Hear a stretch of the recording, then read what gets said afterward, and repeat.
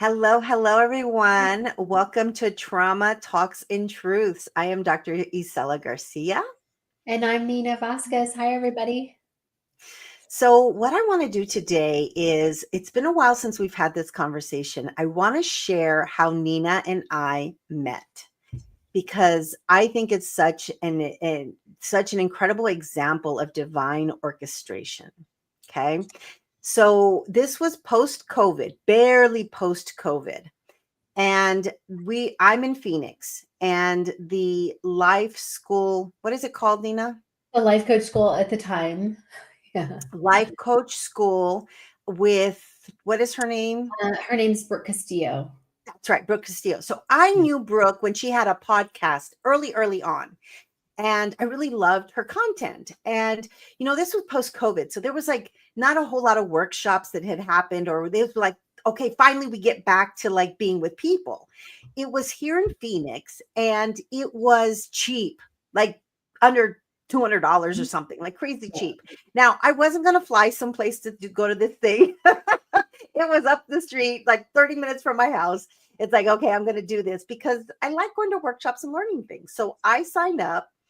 I drive there. Was it the first or second day? I think Was it it? was the first day. Was it 2 days or 3 days? I Oh, can't yeah. remember. I think it may have been 3. I don't remember, but it was Saturday when I met you. It might have been 3, and we met on the second day. Yes. Yeah. Okay. So I don't go to socialize. I go and I'm very like to myself. I have all my markers and stuff. And I'm like, I stick to myself. I don't talk to anybody. But I have people who talk to me. And so I sat down after, it was like after lunch. And I Mhm. sat down in a different place than I had sat earlier because the people started talking to me. I don't want to talk to anybody. And so I sat next to you. And I Uh-huh. remember right away you leaned over and you said, "Hi, I'm Nina. What's your name?" Which I would have never in a million years done, by the way. And so I introduced myself to you, and then I think I you told me you were a no, you didn't tell me. Uh-uh. You didn't I, tell I me. just said, I think I was meant to meet you. Yeah, it was something like And that. then we just like went about the event. Yeah, Yeah. so the thing started because it Uh-huh. was a very quick interaction, and I'm sitting next to her, to you, and I started to get like this cramping in my stomach, and then I started to feel this overwhelming sensation that somebody was trying to come through, and I didn't know for sure if it was for you or not, because I'm in a large group, and I'm sitting here thinking, okay, is it for Nina? Who is this? And the way it feels for me is my chest feels like it's compressing, and I'm like, what is happening here? So Nina gets up and walks over to the side of the conference room. And it's not too far because we're close to the edge. And all of a sudden, that sensation alleviates. And Mm. I'm like, oh, that's for Nina. Mhm. And I kept getting up, right? I kept getting up and then sitting back down because I didn't like to sit down. But you were also having some stomach stuff, weren't I you? was, yeah. Yeah. So I was feeling that. So I was getting clear messages for Nina. Like I was getting downloads of information that I was like just coming at me. And I'm like, okay, this isn't what I do. I don't go up to strangers. I don't do that. And so what was happening with the life coach, like actual session, was that she was doing a giveaway Yes. to coaches. And here's an incredible package. And, the life coaches who were there will only pay a fraction of the cost. And so the woman sitting next to Nina was like, whoa, you need to do this. This is so exciting. It's going to be so much fun. And so I'm getting all this download of stuff about Nina. And I'm like, oh, right now is not the time Uh-huh. to like say any of this stuff. And so I felt weird. I just felt weird. Like, okay, so we say goodbye and I drive home. And the whole time I'm driving home, I'm thinking, I feel like I was supposed to say something, but I'm not. But I'm not gonna. No, I'm not gonna chase, and I'm not gonna follow where you're at. I was not gonna do that. So I said to the universe, I said, listen, if I'm supposed to connect with Nina and give her this information, you need to make it super apparent, like so obvious, because I'm not going to chase her at all. Okay. I get home and I remember having the conversation with my husband about what happened and that the decision that I had made. Okay. So the next day I get in my car, I go to the conference center, and getting out of my car. And like I said, I have my markers and all this shit. So I'm like taking everything out the back seat, and I turn around and I see Nina walking down the parking lot. It's important for folks to know that there was like 400 people at this thing. It was a lot of people. And so the fact that there was nobody else in the parking lot except for Nina walking. And I was like, shit. Like that was my like, oh damn it, I gotta do it. So I'm like, hi. And she's like, good morning. So keeps walking. And I'm like, oh Nina. Nina, right? And I'm like, so remember, I think I told you that I was a medium. I You think that's what it did. was. Yeah, because Yes, I even took your card. I asked you for a card, maybe. yes. And I Mhm. think that's why you said, I think I'm supposed to meet you. It Yeah. was really weird. And then I was like, ah, Nina. So I kind of remember I told you what I do. And so I have some messages for you. And I remember your face just went like white, like shit, right? There was Mhm. like this stillness, and I could see you tense up. And then I'm in my mind thinking, okay, does this mean tell her? Does this mean not tell her? And so I gave you the information, and it was accurate Huh? information. Yes. And you started crying, Uh-huh. and you didn't disclose much at all. Mm-mm. And so we had that exchange where I gave you the information that I was downloading. And I was expecting we were just going to be done. Like I gave you the information, peace out. It was Mhm. nice meeting you. And you Yes. say, and you said, do you want to sit together? And so in my mind, I'm like, oh fuck, man, people keep trying to talk to me. Yeah. So then I was like, okay. And so we go in and we sit together. And at some point in that, I go, so what kind of coach are you? And you're like, oh, I do weight loss coaching. I'm like, holy shit, like I need support in that. And so it was like this weird sort of like, okay, why we came together and we both like needed what each other had. Yes. Yes. And then because I had it set up on my website, I don't know if I've ever shared this part, but where I saw when people came to my website. And Oh. so you started to research me. Uh-huh. Yeah. And then I think you told your friend Esperanza, because Yes. then I saw her researching me. Yes. I said, well, okay. I have to share those because I'm in the airport. Okay. I'm leaving the event. I'm in the airport and I tell Esperanza, I said, I think I'm supposed to meet someone.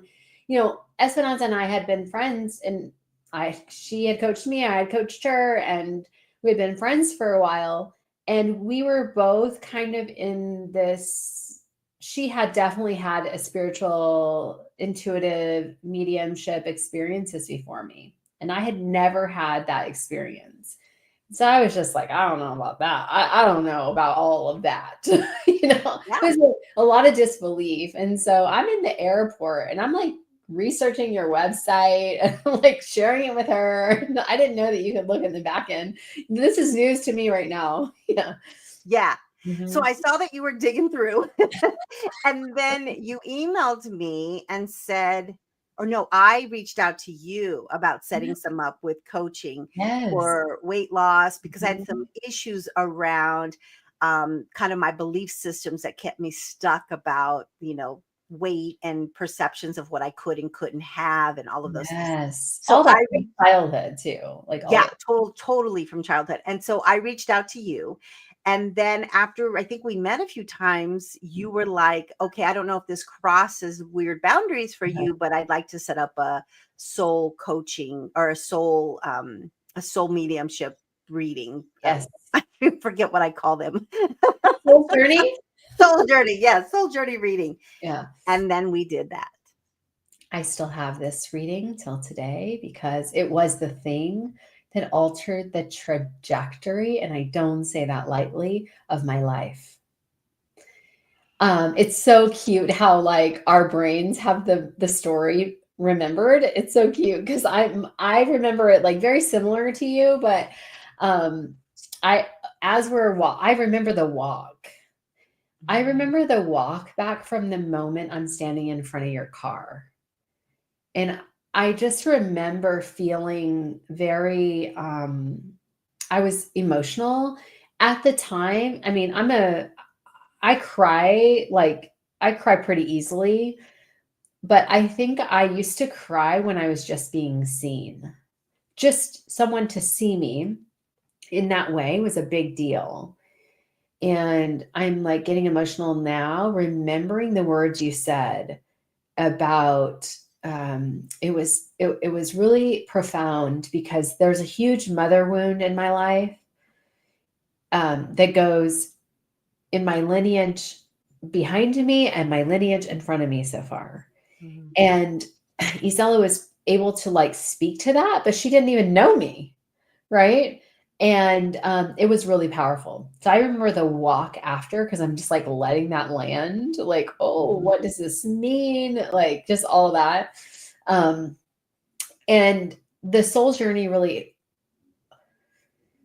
the reading itself, I was seen in a different way that I'd ever been seen. And the way that I explain it is I was, as a child, I became a fawner. That was my trauma pattern, fawn and freeze.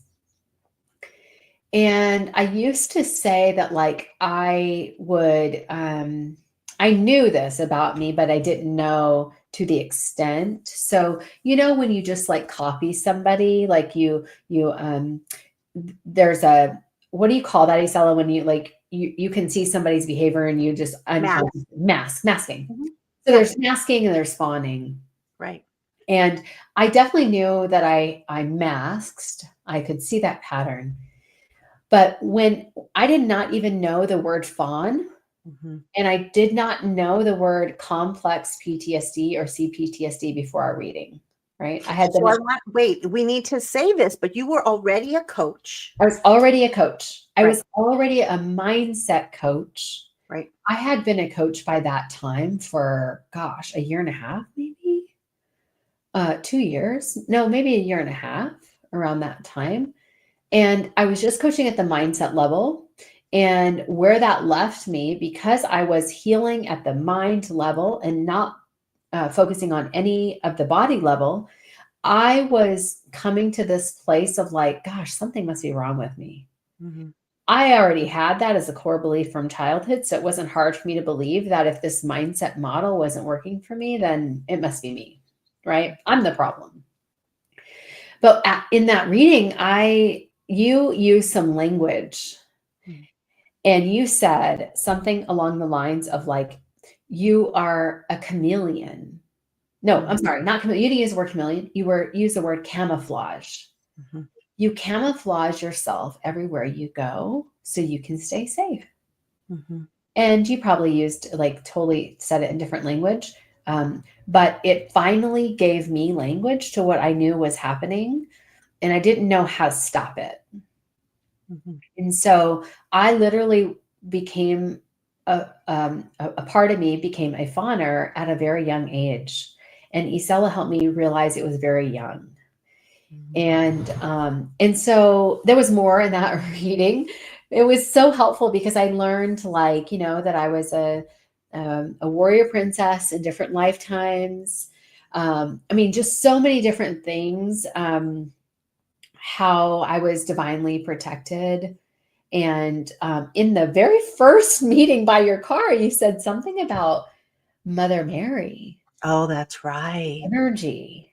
Mhm. And at the time, I was not a practicing Christian, but that was my belief system. Uh, Catholic, Baptist, non-denominational, and it was just this a moment, more than a moment, of being seen, like really being seen. Like, I see you. This is what you've been walking through. And after our soul's journey reading, I I definitely know that, like, source just kept putting things in front of me to heal that trauma that I Mhm. had no language for before. Mhm. And I went down a huge healing path over the last, gosh, I think this month is like makes the third year. No, Really? I moved here in July. No, 2 years. Sorry, 2 years. I moved here. Oh no, is it 3? I moved here in July 2022, Mhm. and in March of 2023, yeah, 2 years, I started doing deep trauma work on Mhm. myself. And I believe that it was our meeting that like shot me down a path so fast. But I didn't say, okay, Isella, tell me what to do. But you did give me advice on what to do, Mhm. on, what the very next thing was. And that's what I thought was really profound, because I didn't come to our session thinking, oh, you're going to tell me how to heal. I just thought you were going to tell me my soul's journey. Mhm. And then I joined a program that you did after that. What was it? It There was were two. There were a couple of them. So I did the 21-day worthiness. yes. Yeah. Yes. That was really profound. That program was profound because it was 21 days of just really focusing on, well, at the time, I didn't think I was worthy, right? I wasn't enough.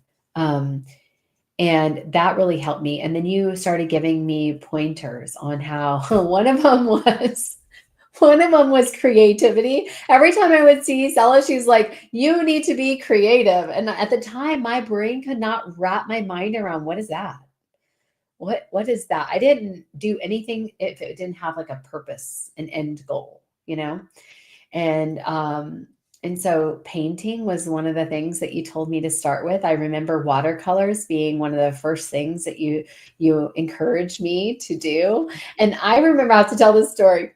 I remember my perfectionism wounds so clearly.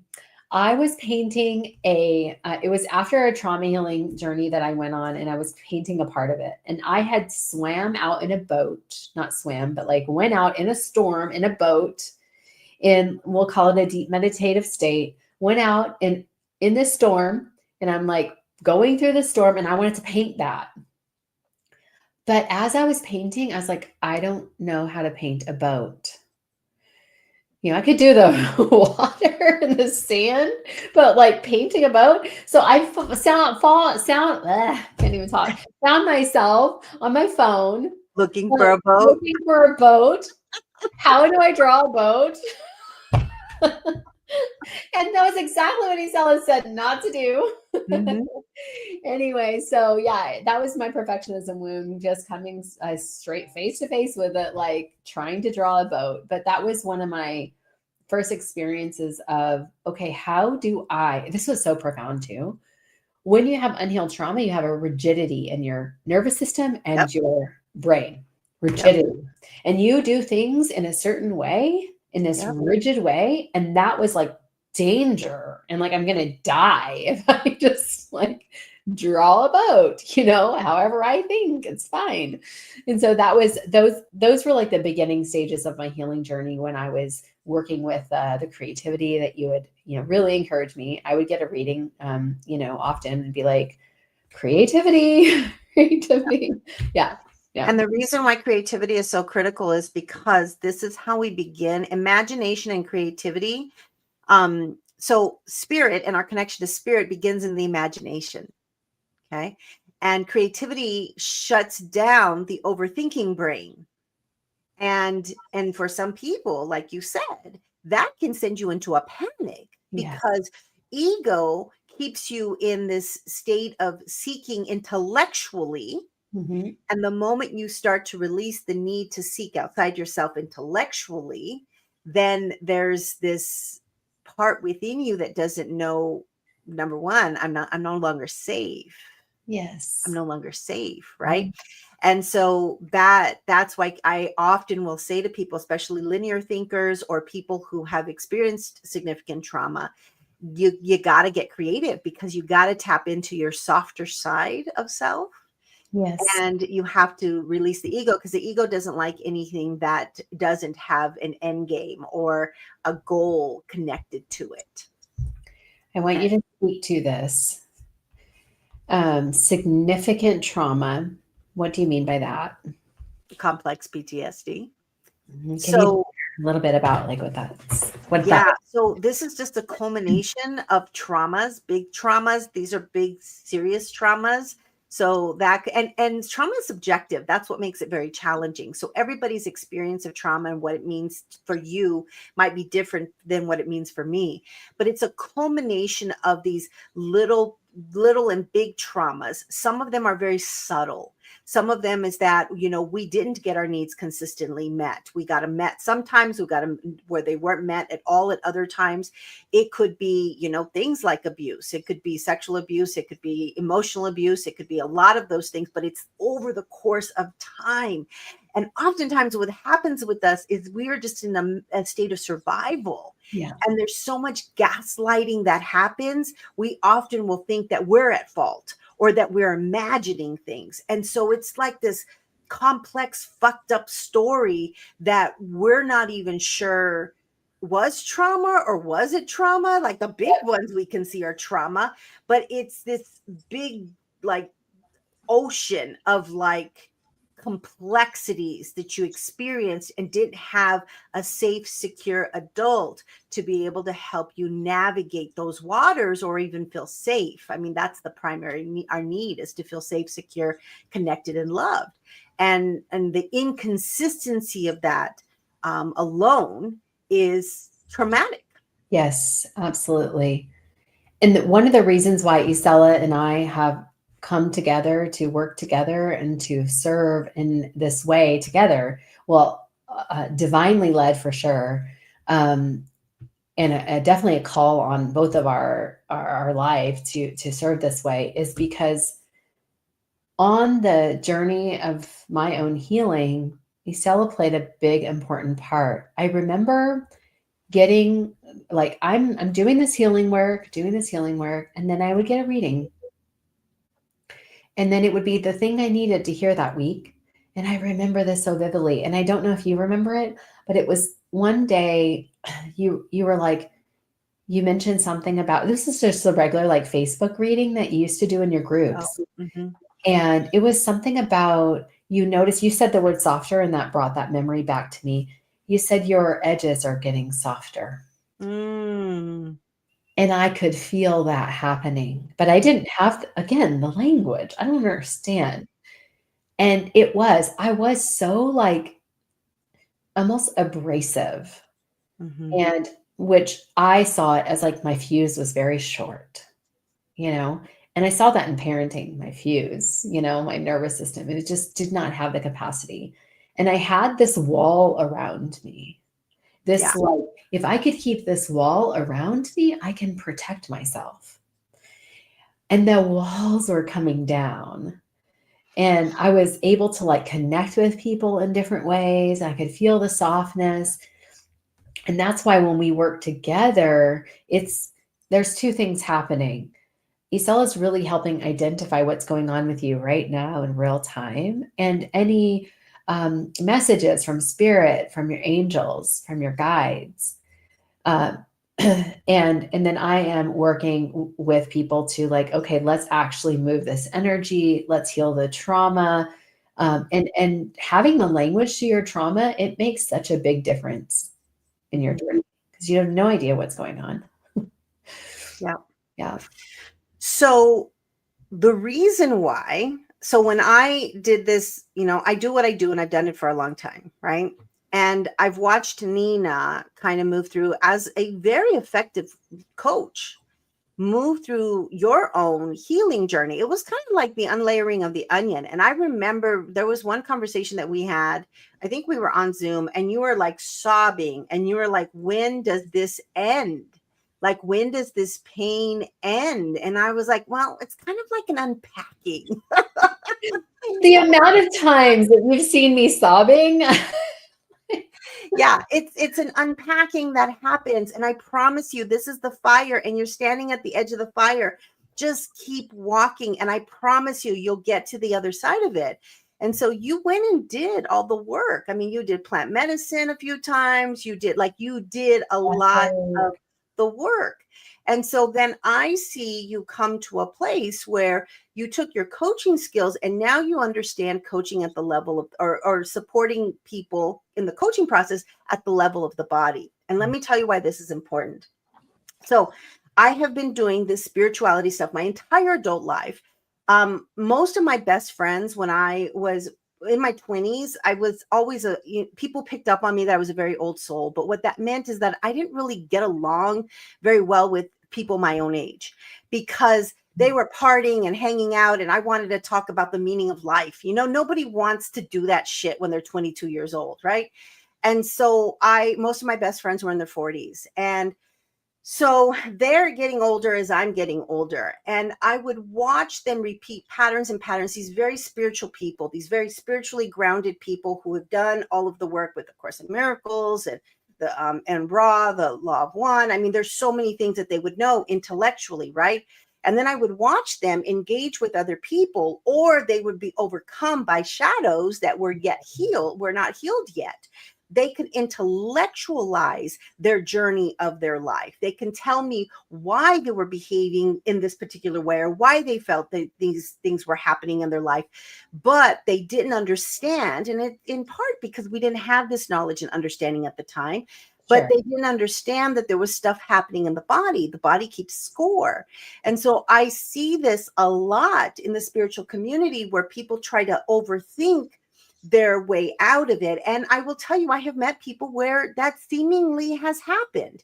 But the vast majority of the people that I come into contact with actually need to drop into the body and heal at the level of the body, which means it's unpacking some of those stored memories. Yeah. Yeah. Yeah. And that work is what scares the shit out of people because they don't even know how to feel their own emotions. Yeah. And we can go, we could go at the level, I don't want to say slow. We can taper into the body, right? Most people are afraid when they see somebody express a huge emotion because when they were growing up, Right. and they saw someone express emotion, they were in danger. Yeah. Right. But the reason why this is so important to know, the reason why we need to I actually bridge both mindset and the body Yep. together. Yep. That's when the true transformation can occur. But there's a point in your journey where you really need to be just focusing on the body and let the mind do what it does. Because if you think about neural pathways, most people only think of a mind, like it's just like a neural pathway in the brain. Mm-hmm. But the unconscious mind is the body also. So if you have a pattern in your brain, maybe you think a certain thing, you have a loop of a thought. You also have a pattern in your body. Right. So for me, one of my patterns in my body is to shut down and go into a freeze response. I've done this in real time at events where my body goes in shutdown and I literally have so much energy that I want to cry and shut down. This is a human who I was in the military. Okay. I served in the military when I was, 18 to 22. And now at 40, I was doing an event where I was able to witness my body shut down and freeze, and I was done. You cannot get me to move. How does this show up in real life? You might be procrastinating. And you're like, I can't get myself to do something. Well, because you're shut down. Your body keeps you. That's one example. Another example of my own experience, I longed for connection. We all long for connection, by the way. Doesn't mean that it's a terrible thing. You really should be longing for connection as a human because we're human beings and we connect. Our body is meant to connect with other human beings. Well, I longed for connection in my mind, but my body would keep me from it. Remember the rigidity I talked about, the walls? My body would keep me from connecting. So my mind was like, I want to connect with this human, and I could see myself in real time. This is the layering of the onion. See myself in real time, pull back. At the beginning of this story, Isela said, I would never ask somebody, but that's only because she's an introvert, right? But you said, you introduced yourself to me and asked me for my name. That was a stretch for me. So you didn't see that behind the scenes, but I asked myself to stretch myself because I wouldn't have done that, not because I'm an introvert, but because my body, the trauma would keep me isolated, right? So those are the kinds of things why we cannot just say, well, humans are safe.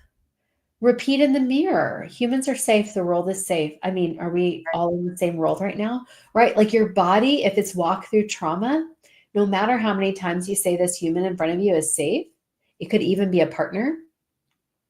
Your body keeps a score and it will remember, and you'll have a retraction, even though you may not see it. And if you're not conscious enough to see it, somebody else can catch it for you, right? Catch the retraction for you. So that's why we have to combine both. I'm not going to sit here and say mindset work doesn't work. It definitely does work. But I find that it works much more effective, especially for trauma survivors, if you bring in the nervous system and somatic work so you can create a safety. So you can create safety in the body. Yeah. Mm-hmm. Yeah, it really is the bridge of the two worlds. Mm-hmm. And I think it's such an integral part, particularly for those of us who experience trauma, which are a lot of us. And then what I bring in consistently is not only my awareness of that and my understanding and knowledge behind that, but I also bring in spirit. And that's a really big part of this, is that I do work with the archangels. One or two or three will step forward to give you very specific messages. And that helps guide, because I'm in the job of surrendering. I know what I know, but I know what I don't know. And what I mean by that, it's not that I know what I don't know, but I know that I can ask the angels to go, okay, what direction do we need to go here? And they'll tell me, this is what's really going on. I think also something to remember, Isela, is you are not just bringing in spirit. You have decades worth of experience with trauma. Yeah. And, yes, I bring this coaching lens to it. But your experience that you're bringing, it's unmatched, right? Like, so can you speak to that? Like, tell us a little bit about that in case somebody's wondering.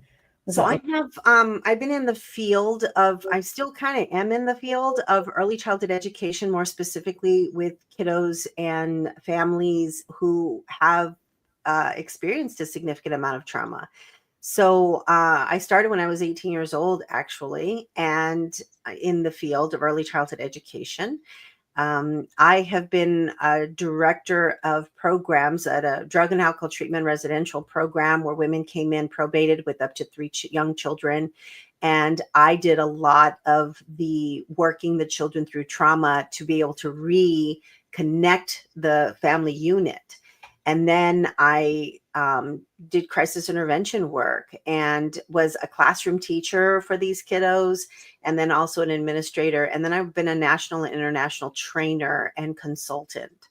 And so I've done a lot of work around areas of what we consider developmentally appropriate practices, understanding growth, learning, and development, the long-term implications of trauma from childhood into adulthood.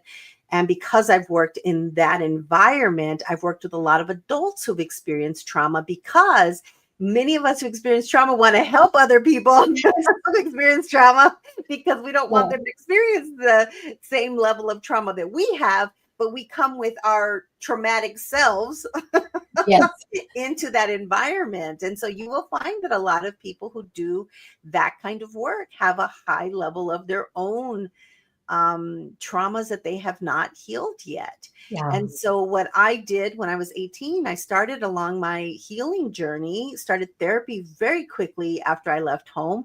And I had been doing that entire work parallel with the work that I was doing with kiddos and families. And so my spirituality ran alongside that as well. So what I'm sharing with folks, whether it be my understanding of trauma and my understanding of children, my understanding of families, my understanding of even spirit and how to connect with spirit, you have to understand that I've been doing this like consistently for over 30, I guess this is 34 years now. Yeah, it's really powerful. It's really Mhm, powerful. And I'm so grateful for Spirit for bringing us together to really serve, mhm, but really see we're examples of what's possible, mhm, right? You started healing at a really young age, mhm, 18. I mean, for me, I was starting to wake up at 36, but still didn't start my healing journey, like really healing journey, till probably 42. mhm. And it's just a really cool example of it's never too late. It's never too early to start. Yeah. I really want to point this out. I used to like, when you become a coach, let me just be real with you. They're like, speak to the pain point, find the problem, help the person solve a problem. I love it. But here's what I really want you to know. There's not very many humans that don't have trauma. Mhm, But if you know you had a messed up childhood, if you know, that's what my story was. I knew I had it was pretty messed up, I think, kind of. I didn't even realize, to be honest with you, that I had unhealed trauma and that was my problem. I was just heavily depressed, and I would, sometimes walk through stages of my life where I was suicidal and constantly numbing out with coping mechanisms. And I just thought, like, oh, something must be wrong with me. If you know you had a messed up childhood, from the ages of 0 to 7 or 8, you're being conditioned and programmed. Your nervous system, your mind, everything about you as a human. It's never too late to do the healing work. mhm, Never too late to admit that, like, maybe there's something to this. And mhm, I'm telling you that from a person who I just thought that, like, life was never going to get better. That's as good as it got. mhm, But it's not true. You can go from depressed and suicidal to having complete inner peace, even when life is not absolutely perfect, right? And when you say yes, like, it's time for me to face some of the things I've walked through. I'm sharing this for somebody, and maybe I'm supposed to. I meet with people who want to get help, but they choose not to at that time. Maybe it's money. Maybe it's, my spouse doesn't want me to do this, or, maybe it's, I don't think I'm ready, or I don't think I need that. Whatever it is, it's okay if you're not ready. But when you have a knowing that it's time to face, like, I, I want to feel better and there must be better, then you're having a little tap. You're having a little whisper from source, from spirit, from a guide, from an angel that, like, maybe there's something to this. Maybe you can feel better. Maybe you can find self love, find forgiveness, find whatever it is you're seeking. I just want to encourage you to listen to it. And mhm, even if you said no 1,000 times, the next little tap you can say yes to. mhm. I think it's actually more common um, for people in their late 30s, 40s, and 50s to come to the awareness that you came to. Oh, yeah. I think I'm kind of strange in that I've always known, I've always known something within me. I've always known that I was here to serve. And I have come to a place of surrender to that understanding. And and I thought my service was the work that I was doing with families and children and educators, many leaders as well, in service to helping shape our world and helping children heal and helping families heal and helping adults who support them understand their role and responsibility in their lives. I thought that was my service. And over the last, I would say 10 years, I've been kind of shoved little by little out of the spiritual closet, because I would do my spirituality work, but I would do it under wraps. Like, I was never open and honest about how I knew things, because, that's taboo. You don't talk about that kind of stuff. And so in the last couple years, I've really sort of been shoved out of the closet, where like they're like, okay, we're done playing games now. It's time for you to really do this work and do it wholly and completely. And I have surrendered to that. Mm. But my awakening process and journey has been a gradual experience over the course of all of that time. Whereas I think a lot of people have these like big, like, oh my goodness, kinds of experiences, and then they explore it. They are in the process of self-discovery and figuring out what it means. And then they go to the next level of awakening, which sometimes is very drastic as well.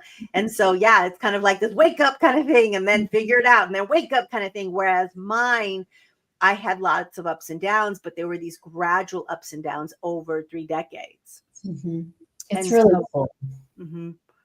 And I think Yeah, mine was definitely the wake up and go through that, and then wake up and then go through that. It's constant. And I still have them. I still have the moments of waking up to a pattern still. Mm-hmm. Like, oh, I have this pattern. Let me go into it. Do. I do too. Yeah, I do too. And that's going to keep going. I think if you are on your healing journey, you will know that at some point you will want it to be over, but that's not what's going to happen. We're going to just keep evolving and seeing things that are not that is not love, which is, if it's not love, it's ego. Mm-hmm. That's right. Yeah. Mm-hmm. So what it comes down to for me, when I was really figuring out, okay, I've got to step into this because this is the direction that spirit is moving in. I'm surrendering to this. I've watched Nina walk through her entire, I don't want to say her entire healing, but I think the most critical part of her healing journey. And I knew energetically we were a good combination. And I really believe that that time that we met at that life coach workshop was really to do this work. And we kind of had to journey along together. And so I talked to Nina about actually partnering together. And so that I will bring in the spirituality piece, the connection to source and to angels and guides, to be able to provide an understanding of your life experiences and why it is that maybe these things happened in your journey, and what I call your sacred journey. And what Nina brings is she brings that deep knowledge of working through your emotional state and tapping into the body to be able to move energy, and to really, it's like we bridge those worlds together nicely. I'm kind of like a big energy. And well, I'm a little bit grounded and calm. She's more grounded, and she is a softer energy. And that's what I think is a magical experience for folks. Mm-hmm. Yeah, no, I think what's really cool about, we have a program that we're working to bring to you, and called the Sacred Journey Within, is we're bringing both aspects of the spirituality and the trauma healing together. And I really think that that is life-changing. The spirituality part has come in for me in probably the last year and a half. And I've learned a lot from Isela in that area. And it's really cool because she kind of meets me where I am, with the spirituality part. And, a year and a half ago, 2 years ago, I wouldn't have been open to reading some books that I'm like, I'll check it out now. And spirituality, when you're reminded that you are love, and then you're met with, okay, here's your current state. This is the part of the onion that you can peel back. That's so helpful, because we don't need to peel the whole onion at the one time, right? It won't happen that way. It's always like one part at a time. And that's where we're going to meet you. And so even though it's going to be a group program, you will have your own onion or part of the onion you're working on at that time. Right, right. And Yeah. the cool thing about the onset of this program is that we are going to help develop. Are we frozen?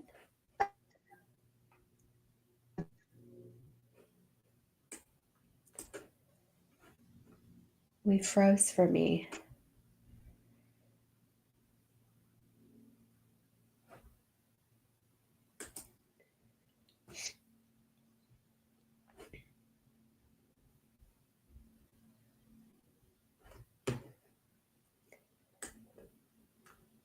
I think we're frozen, and I don't know if we're frozen on my side or Estella's side.